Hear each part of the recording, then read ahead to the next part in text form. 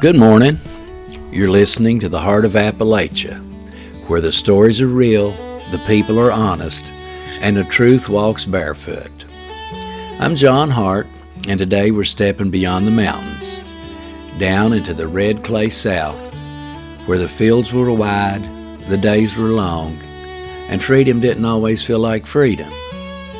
This is the first in our series, the Heartline Southern Series, a companion to the Hart of Appalachia, focused on the Deep South's working class.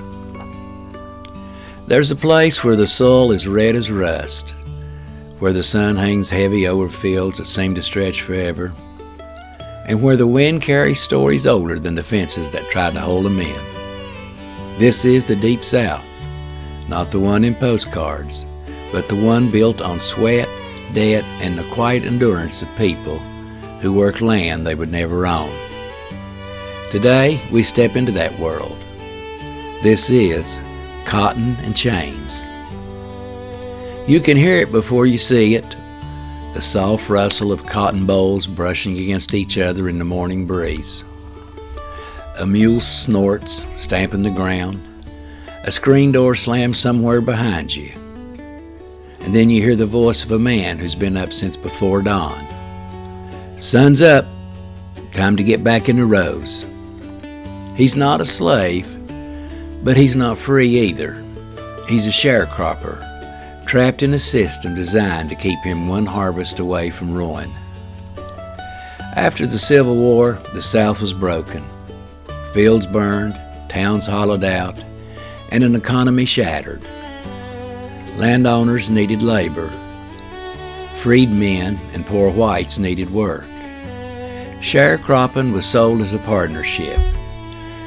You lurked the land, we split the harvest. But the promise was a lie.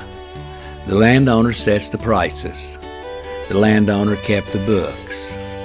The landowner decided what you owed. And the ledger always said the same thing. You didn't make enough. You'll have to stay another year. Picture a family of 6 living in a one-room shack with a tin roof that rattles every time the wind shifts. The father plows from sunup to sundown. The mother picks cotton with a baby tied to her hip. The children drag sacks bigger than they are. At the end of the season, they walk to the commissary, the company store, where the owner flips through a ledger thick with dust. He doesn't look up when he says, "Looks like you still owe. Maybe next year you'll get ahead." But next year never comes. Sharecropping wasn't just hard work, it was a trap.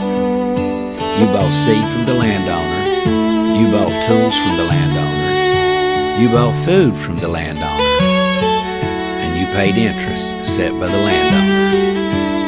And when the harvest came in, the landowner calculated your share. The math always favored him.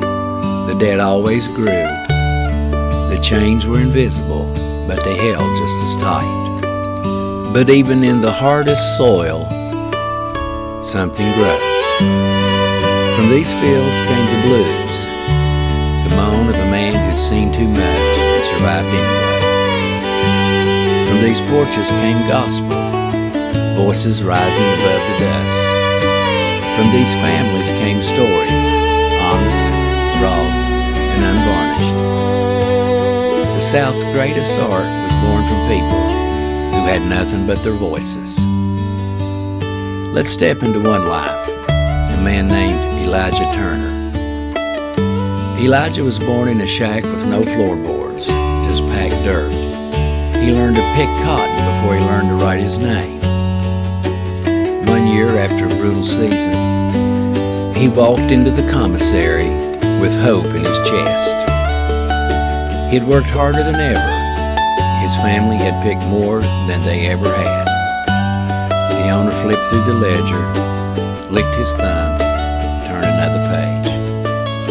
Then he said, "You're still in the red, Elijah. Maybe next year."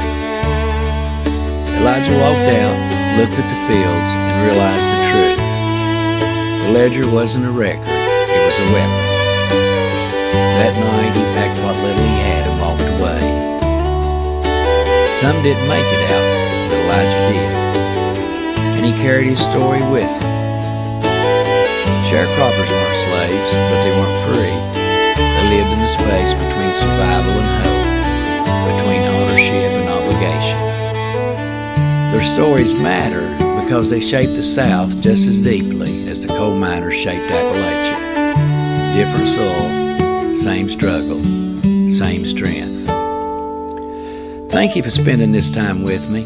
These stories, whether from the mountains or the cotton fields, remind us who we are, where we come from, and what it took for folks to survive. Until next time, keep your heart steady, your mind open, and your feet on the good path. Take care of yourselves, take care of each other, and remember, the mountains keep your secrets, but they never forget.